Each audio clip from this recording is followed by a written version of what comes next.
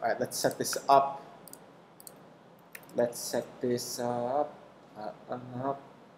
Train Effective Fan. We're just about to go live. Give me a sec, guys, as we get set up for Train Effective today. It's going to be very exciting.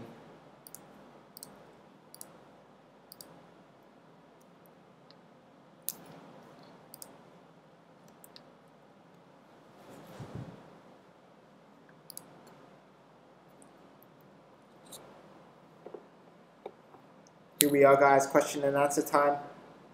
Make yourselves known. We are here. Effective platform. Good Monday. What's up, Tushar? How are you today? Going to be getting into answering a lot of your questions. So, Black Boy Tushar, I want to know how you are. I want to know how your training has been. And I want to know what's up. Because we're going to get started with you today. And we're going to get started with you, and we're going to do something very cool. So let's do it. Let's do it. Let's do it. Let's do it. Do it. Do it. I don't think they can see you.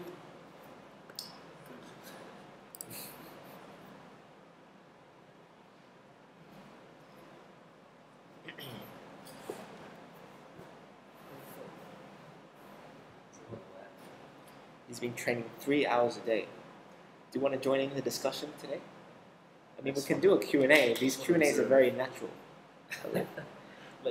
We got Elliot here, who's just kind of part of the Effective Fan right now.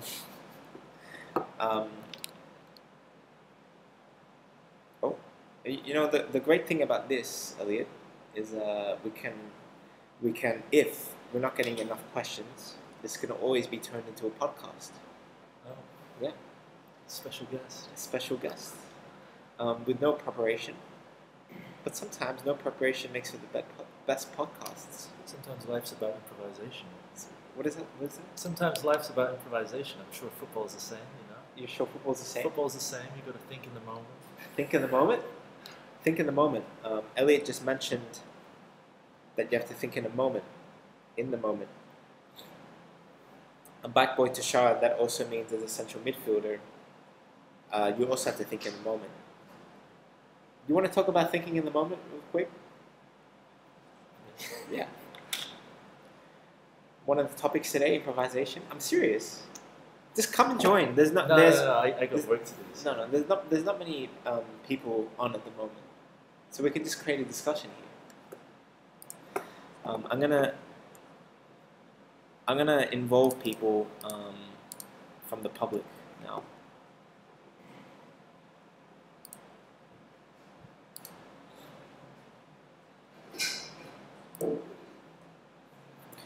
Let's involve people from Instagram Live. Since we are lacking numbers at the moment,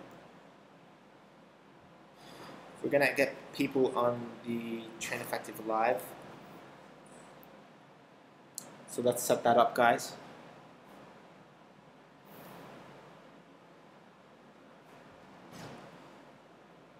Are you sure, Elliot? Come on, join. No, just because it's better I do. What? Shit to do, so. Or maybe another time. If you say so. Dance in the dogs in my night time. If you say so. Dance in the dogs in my night time. If you say so.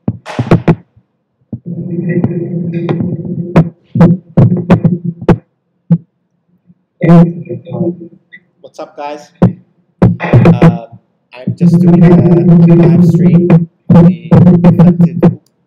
on the Effective platform right now.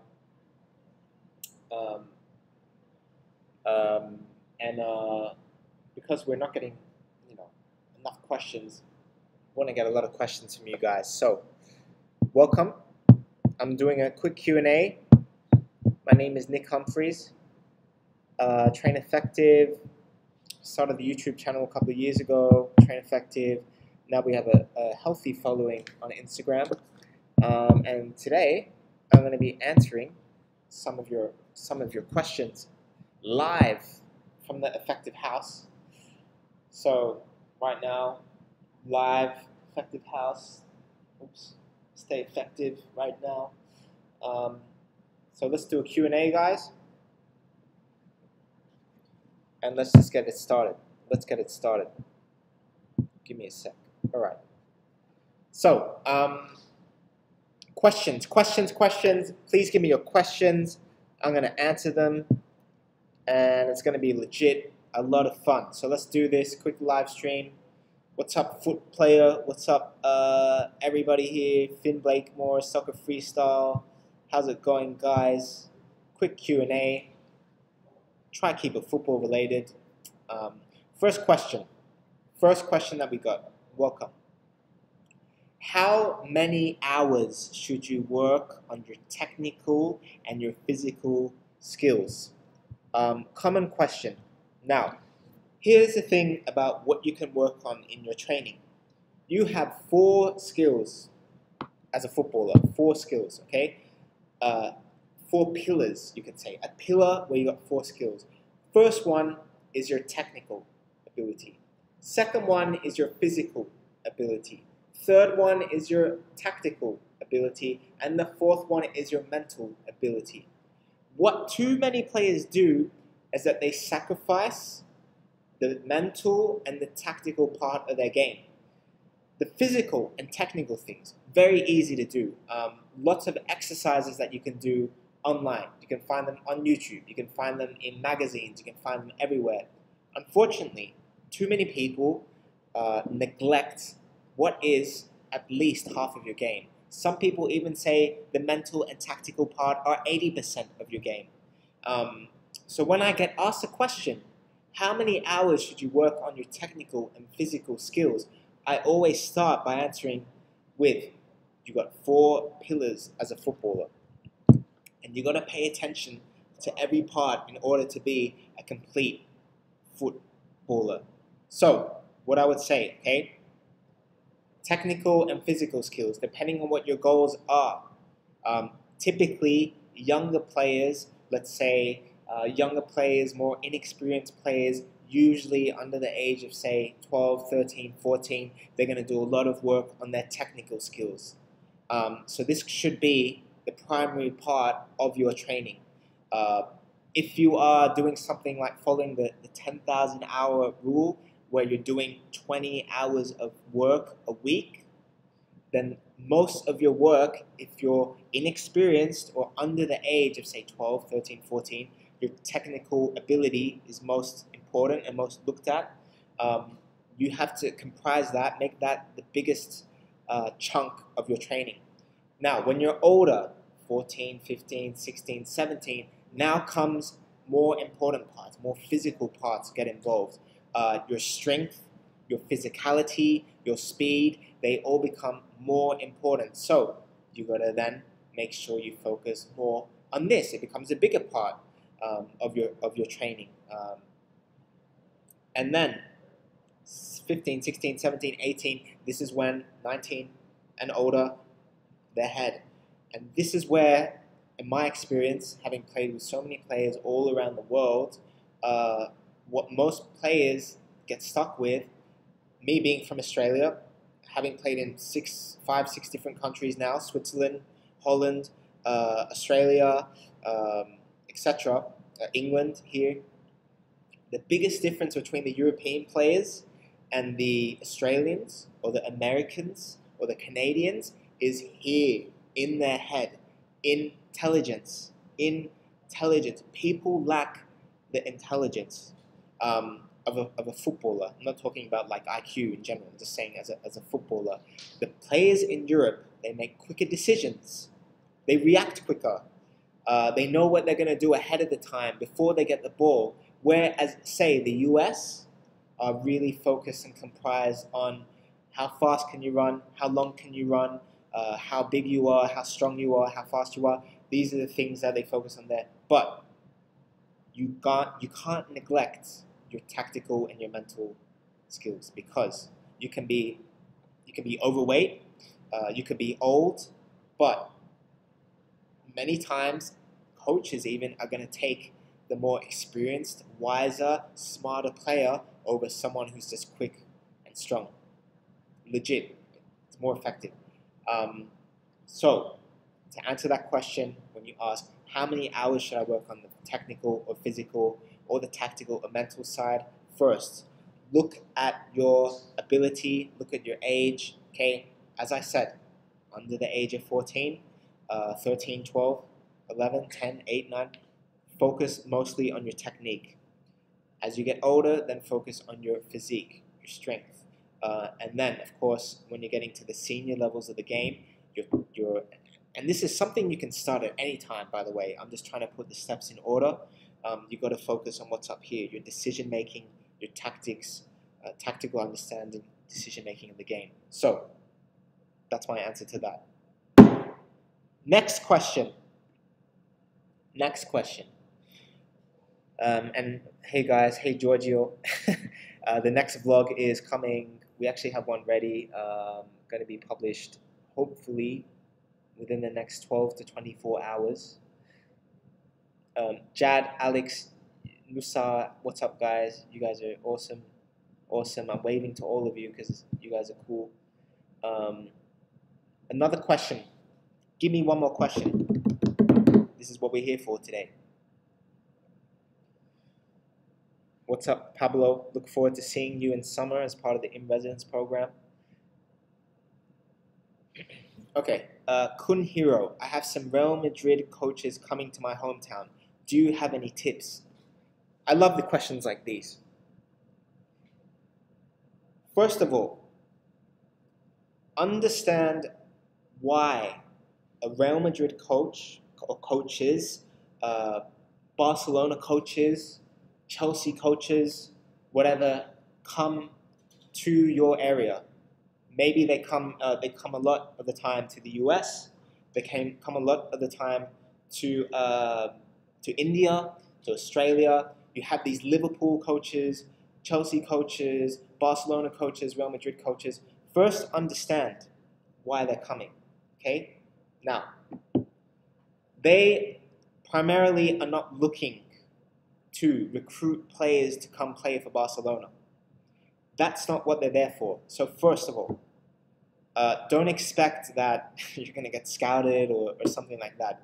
I don't think I've ever heard a story of that happening before, where a Chelsea coach comes over to America and then spots a player and then comes back to England. No. Typically, the coaches that go over and do these coaching camps in the US and whatever, these clinics, they are the less experienced coaches, which the club has sent them over to do these coaching clinics and stuff so they can expand the brand. Like, it's more like a business decision. They want to expand the brand.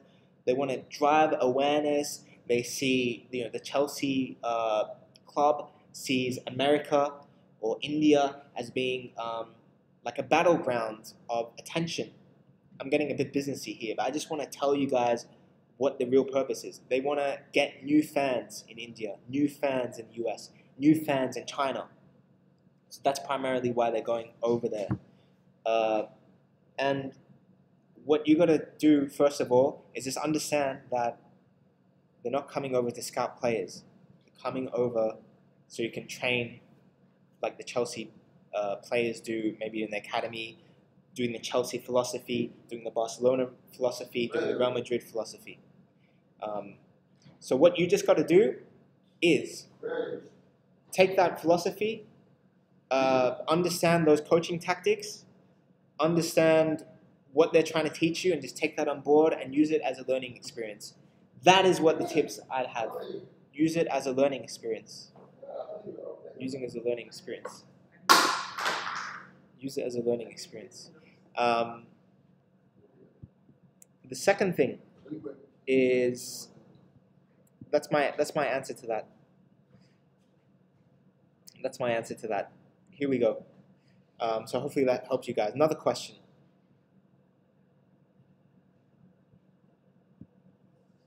Another question.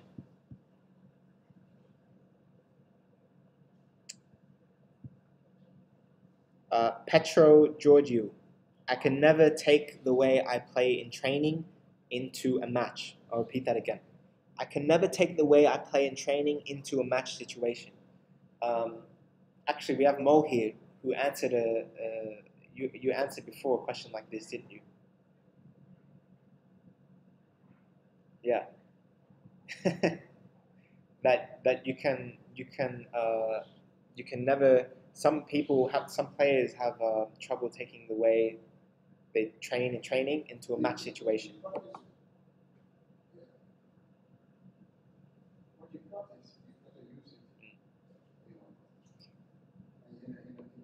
Yeah.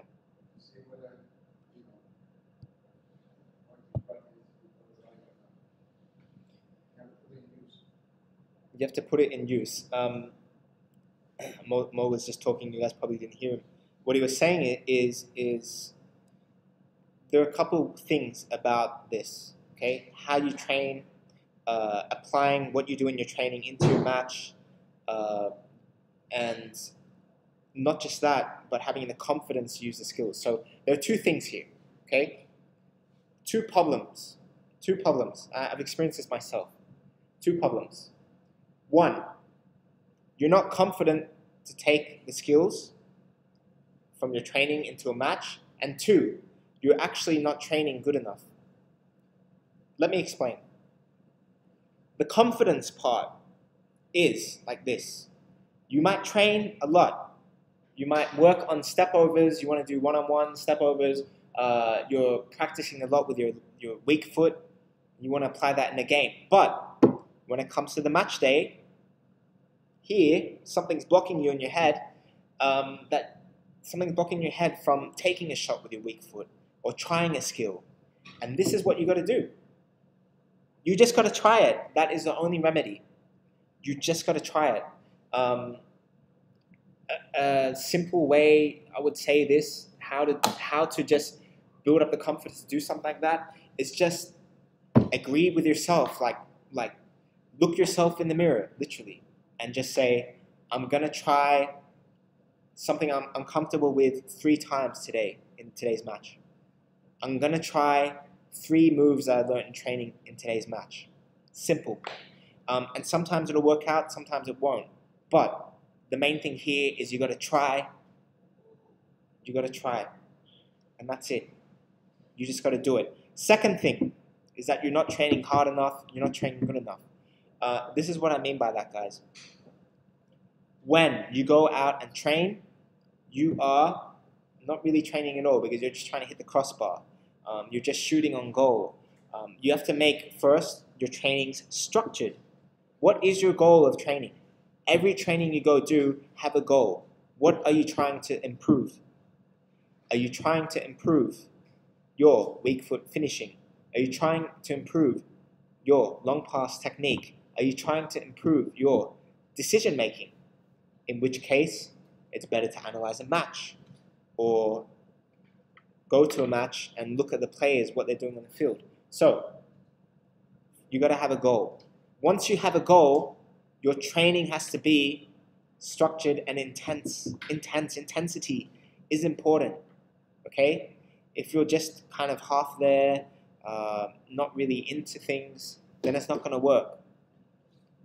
So that's what you got to do. You got to put your complete 100%, 110% self into it, and do your match, do your trainings just like you're playing a match. Full intensity and concentration, and even talking to yourself like, yes, yes, I want the ball, give me the ball. Scanning left and right, scanning, ball's coming, intensity. And when you do that enough times, things happen. Your trainings that you do by yourself, you suddenly go into team trainings, you start doing better. you start taking the habits that you've done from your individual trainings into team trainings, and then you take the habits that you've done from team trainings into matches. It's really that simple. But 99% of the time, people consider their, say, individual training as something as they go on the field, take a ball, shoot at the goal, and expect that they're going to become magically better. It doesn't work like that. That's the answer to the question. I'm going to take one more. What's up, Mikkel? Trulson, Sierra Shaki. Love that. What's up, guys? Kunhiro, Awa, Fikia, Carlos. I'm waving to all of you. What's up? What's up? What's up? Wow. Effective Fam is really strong right now.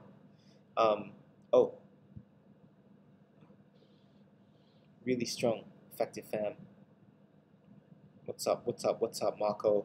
Football Fran. A1 has. Great. What?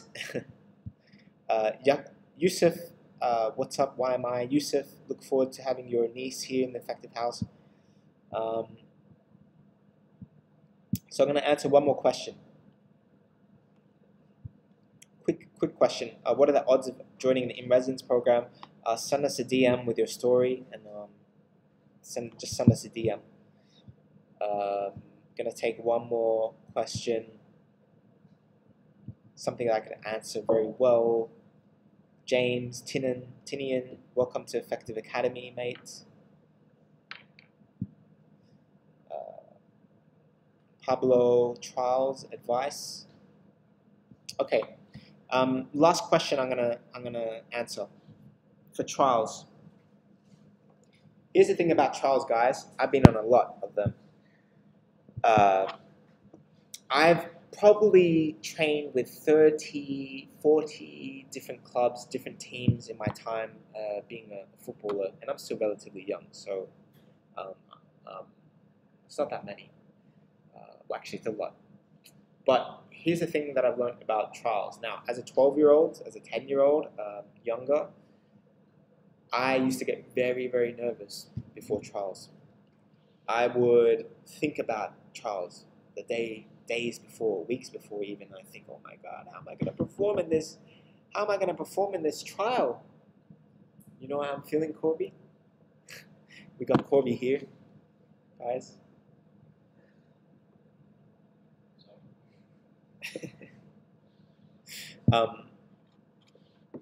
I'll get very nervous, and I know a lot of you guys have felt this way before, but here's the remedy.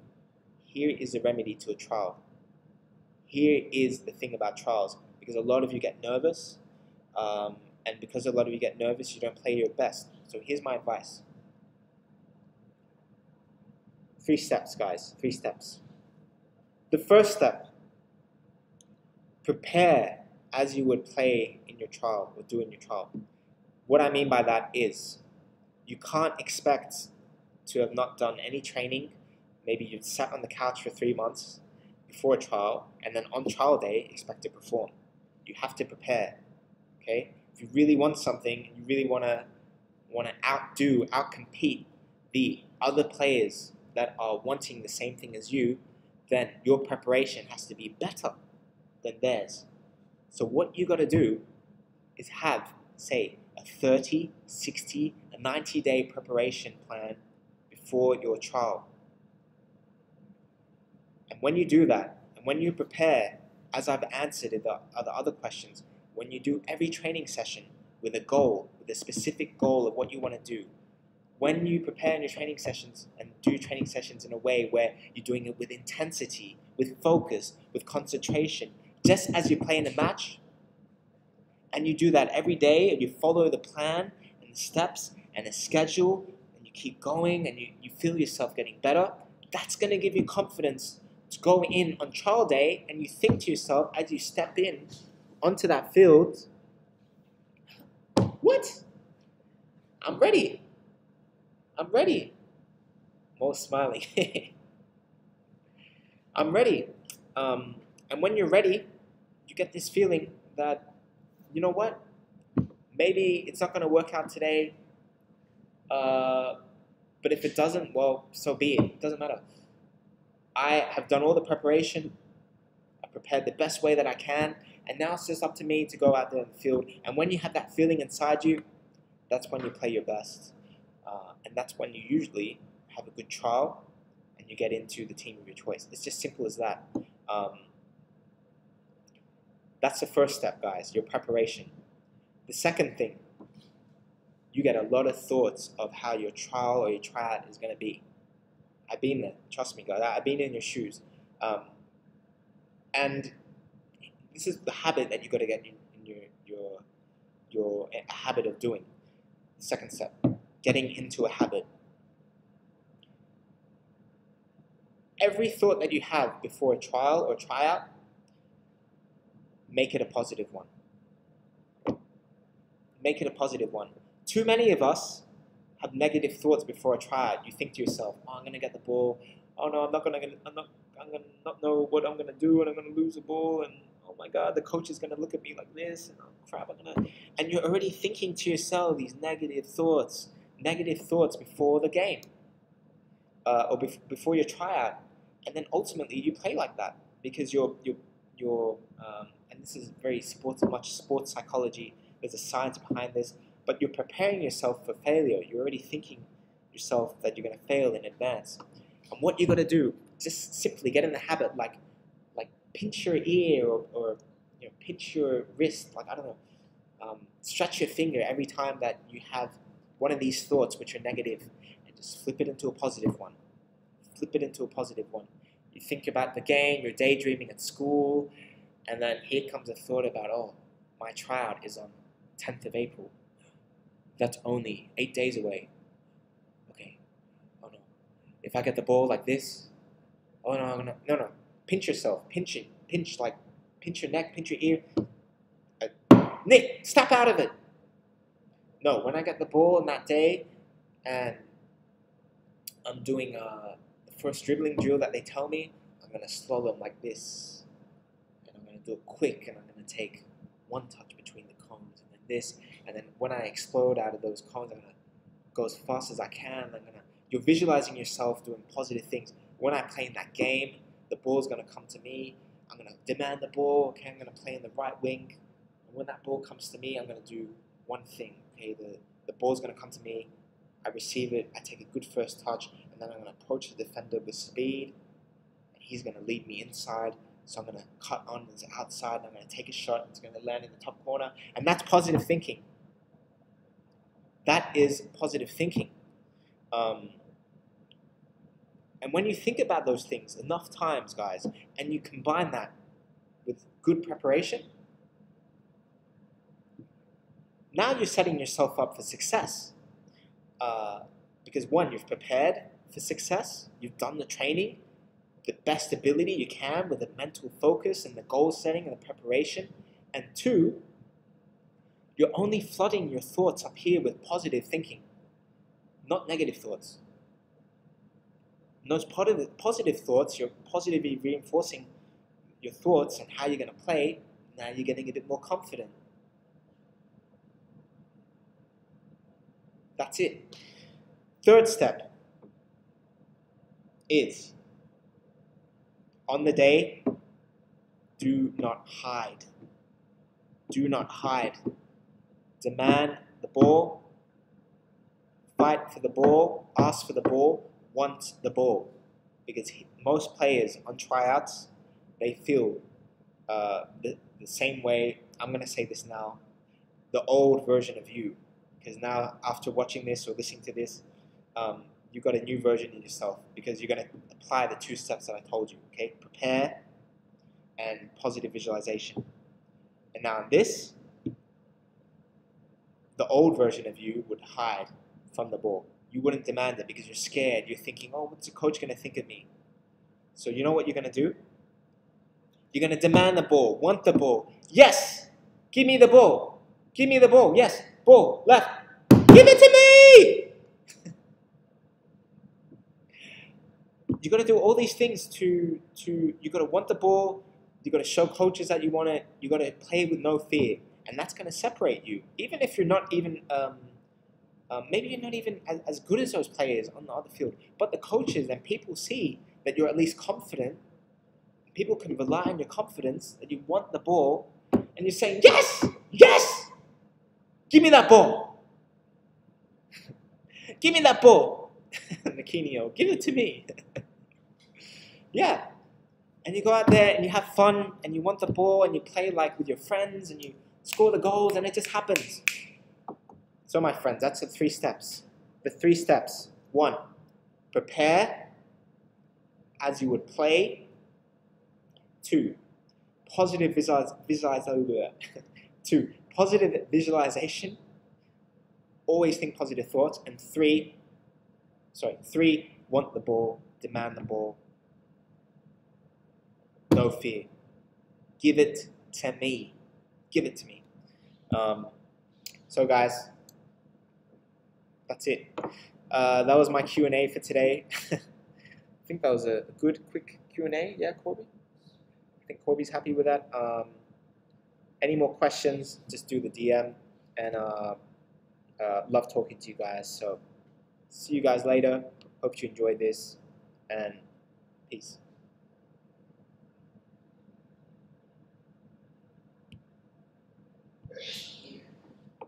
Okay, back to you guys on the live stream. Some of you guys have now joined. This is great.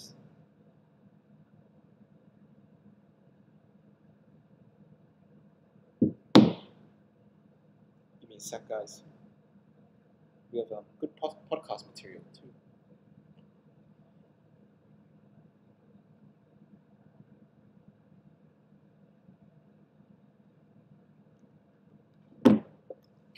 All right, guys, on the platform, what's up? Sierra, Mikhail, Daniel, Gerard, Jacob, Islewood, Bike Boy, Tushar.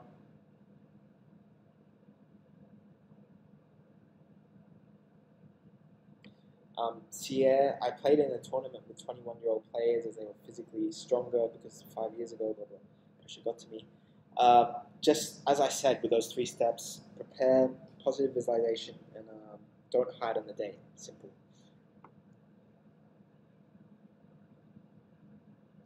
How do I show myself to the coach as a good, skillful, clever player? Mikel, just showing yourself. I would say just show yourself as you are, as you want to play, have fun playing, and your natural self will come out. Don't think that you need to show specific things. Just show what you can do, show how you normally play, and don't overthink it. And when you do think about how you'll play in a game or a tryout or whatever, just make sure the thoughts that you have are positive. Simple. Did you get any offers from D1 colleges, and how did you get the opportunity? Did you email the college? I used a college recruiting service which does not exist anymore. It was called Contact Coaches. I believe they now have similar recruiting services and I'm not sure where you do this. I'm sorry, Daniel. I'm just not sure anymore. But if you Google something like college soccer recruitment service or college soccer emails list or something like that, you should be able to come across a service which basically sends your highlight video, because that's what you need, highlight video, cover letter, and CV to coaches, college coaches all around the country. And I got a lot of offers. I got 10 offers from colleges in the US. And that's how I got the opportunity. I used a service which sent, I think I paid $100 maybe, $200, forget. I think it was free even because I had a blog at the time. But you can expect to pay for those services, say between $100 and $200. They'll send an email on your behalf or your highlight video, and that's it. That's it. Jacob, how often should footballers train intervals? Okay, it depends if you're in season, off season, pre-season. In pre-season, I would do. Now, interval trainings are just one form of a stamina workout. So, I would do interval training, let's say, maybe 2 to 3 times a week as part of my stamina component. Because if I'm doing 3 stamina trainings, and then I'm doing 3 interval trainings, or maybe I'm doing 1 interval training and 2 high intensity, I don't know, strength sessions or football sessions with the ball. So that's a short answer. In pre-season, I'm doing 3 stamina sessions a week, and in season maybe 1 just to maintain. So that's the answer to that.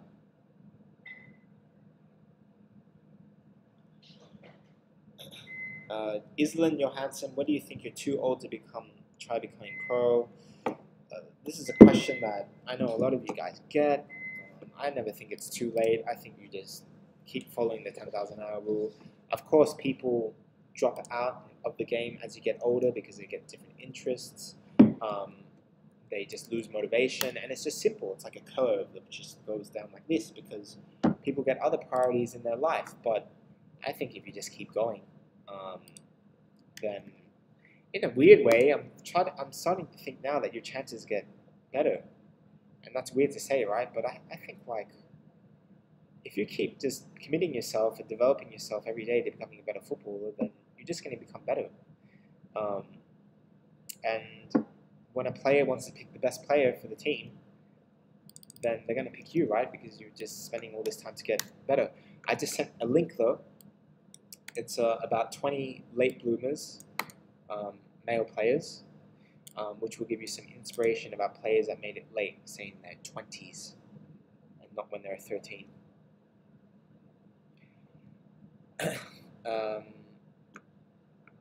Mikel, I'm good, thanks. Sia, I'm not being played in one position as I am being played everywhere. I'm not being played in the first team because my first year in this team. How do I prove to the coach that I should be a starter and be played in my natural position as a midfielder? So there are two questions here. 1, you're not played in the position that you want, and 2, you want to be a starter. So 1, things about positions.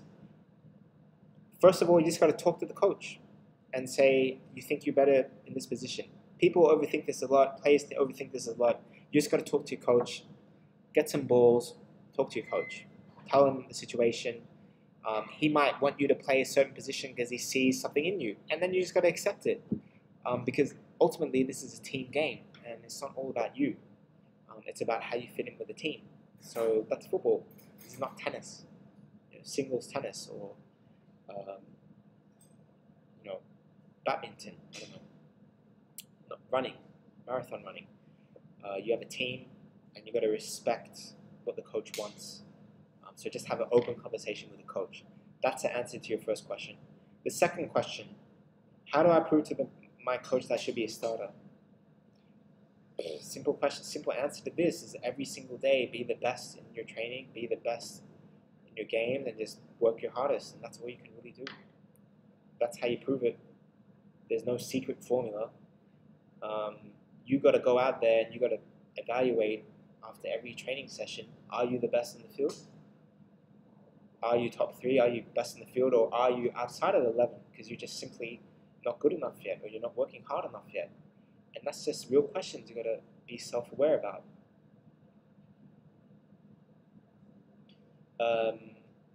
Mikel, how do I schedule my week when I go to school doing homework? I've done strengths and weaknesses and set goals. What should I do next?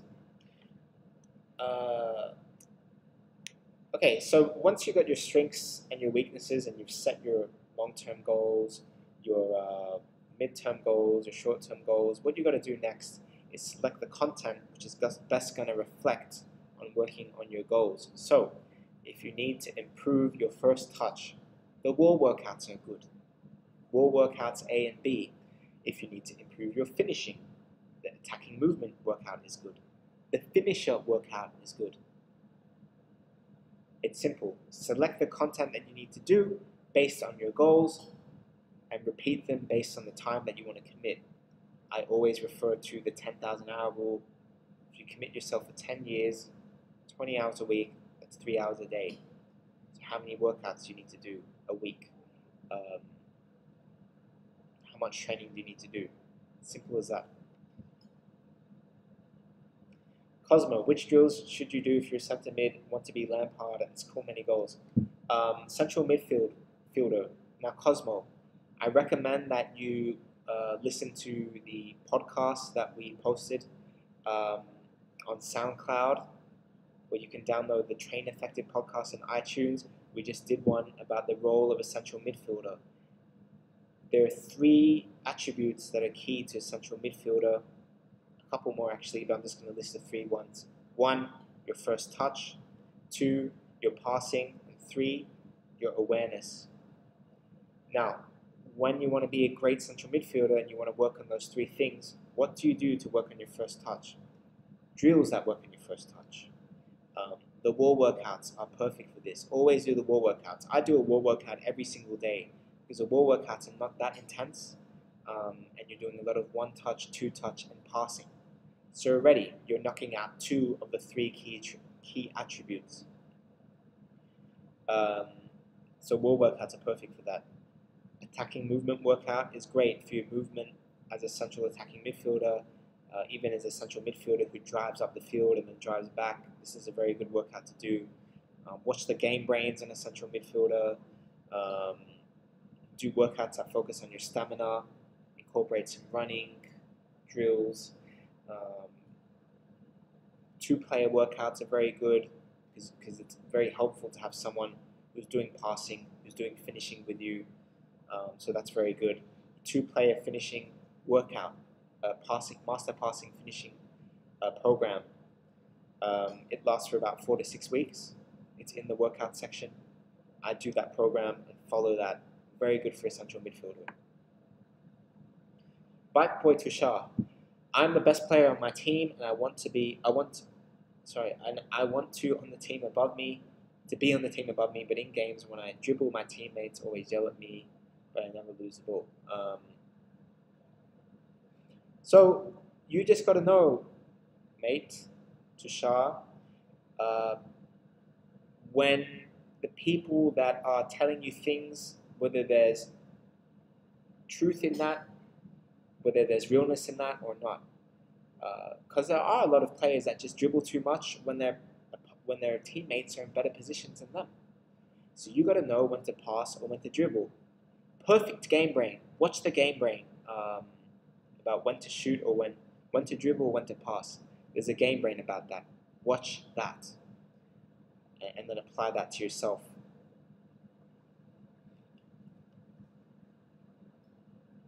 Who is a better role model as a playmaker? De Bruyne or Ozil? Both are great. You can learn things from both players just by watching them. Simple. There's no better one. Just watch both. I love both players. They're both amazing players.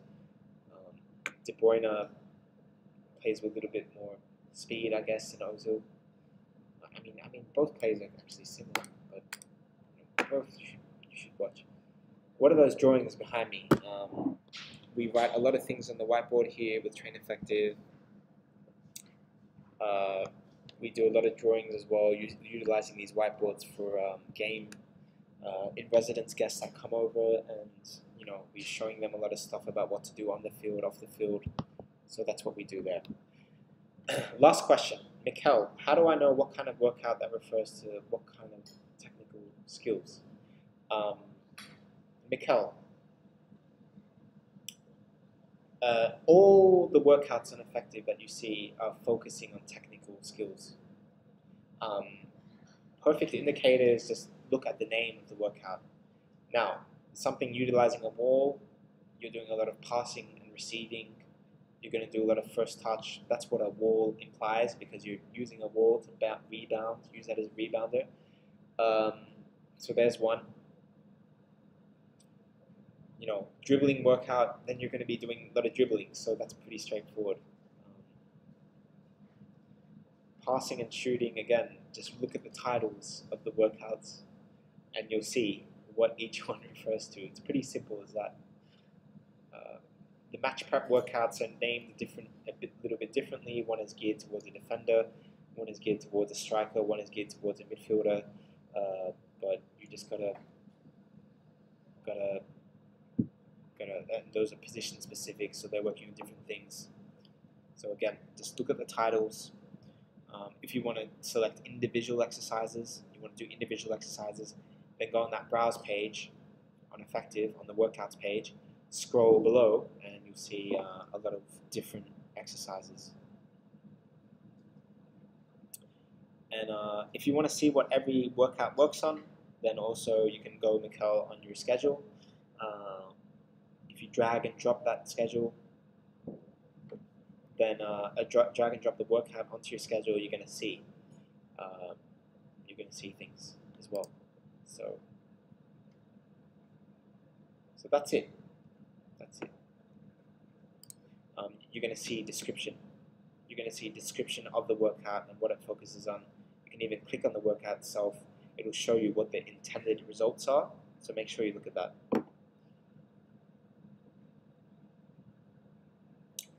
Daniel Aziz, is the match analysis option on Train Effective is like if I analyze a player in the match, for example, in a Premier League game?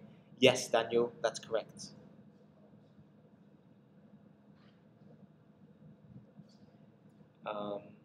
How often should you train in the Body Beast?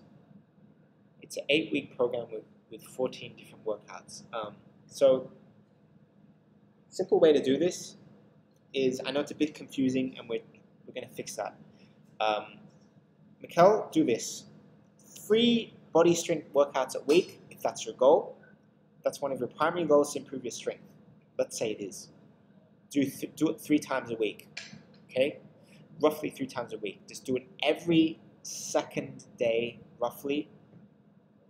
So let's say you do it on a Monday, on a Wednesday, and a Friday, and just do it Monday, Wednesday, Friday, and do that. So you have 14 workouts. It'll last you between 3 workouts a week. You've got 14 workouts. So there you go. 4 to 5 weeks of content you got there. Masayo Ishihara, who do you think is good at football despite being poorly built for it? Messi? I mean, do you look at Messi and you think he looks strong, he's short, but he utilizes those things to his advantage. Same with Peter Crouch, who's 6'5", he's tall and lanky and not quick at all. But he uses his height. Every player, you can be a footballer and play any height, you can be skinny, anything, but you have to just work on, okay, this is how my body is built, what are my strengths and my weaknesses based on that. Sia, I want to do a 50-day challenge to get into the first team, but I feel like it's going to be awkward. What's going to be awkward? Just start today. If you want to be a footballer that's better, then you got to do things that make you feel uncomfortable. And if you don't do things that make you feel uncomfortable, you never grow, you never progress. Simple as that. So just do it, man. Start it, and don't be, grow some balls. Simple. Mikkel, I'm very, very sore from the last workout I did 2 days ago. I understand. Still, do it. Do it today. It's going to be sore maybe, but this is how you grow. This is how your muscles grow. Simple. So even if you're sore, do it. And that's how your muscles are going to grow. Because it's new to you. These exercises are new to your body. But the fact that you're sore, it's also a good sign, because you're working areas of your body at an intensity you haven't done before. So it's a good sign. There's going to be pain associated in order to grow.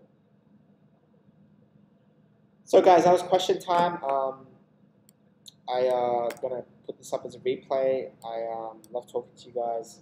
As always, if you have any questions, ask in the community area of Train Effective. We'll get to it. And I love talking to you guys. Bike Boy, Tushar, Mikkel, Sia, Asayo, Daniel. Thanks guys for joining me. And got much love for you guys. Effective fam. Keep using the Effective Academy. This is all a process.